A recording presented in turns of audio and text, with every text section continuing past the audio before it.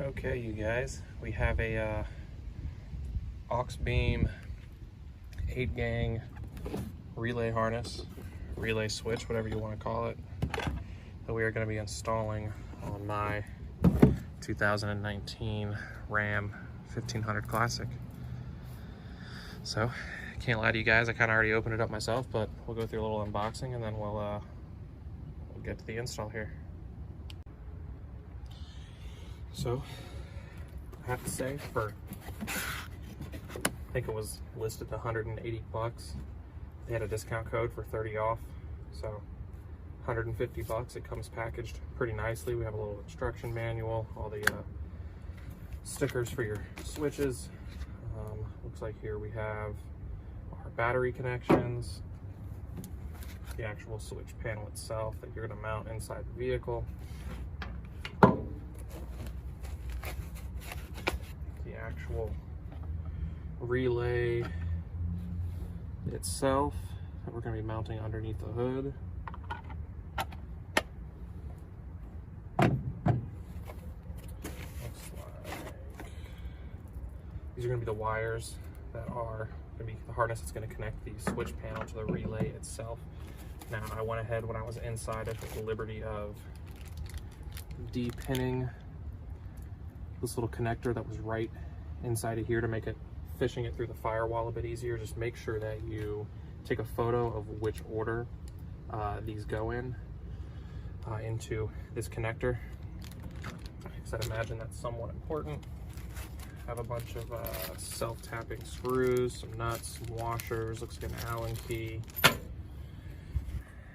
is going to be your keyed remote, and they also send you a fuse tap, so you can hook this in. So if you want your relay on all the time, you just don't install this at all. However, if you do want it to turn off when the key turns off, you just find yourself a fuse in your fuse box that is keyed to power, so it shuts off when the power to the truck turns off, and it'll turn on when you flip on your key.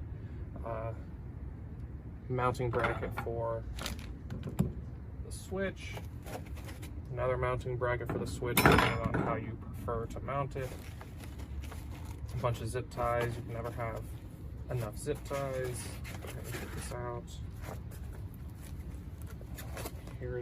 This is going to be a 60 amp relay that's going to go between the battery and the relay itself, and then two options for mounting brackets for your relay itself. So that's really all, and I guess we'll get moving here.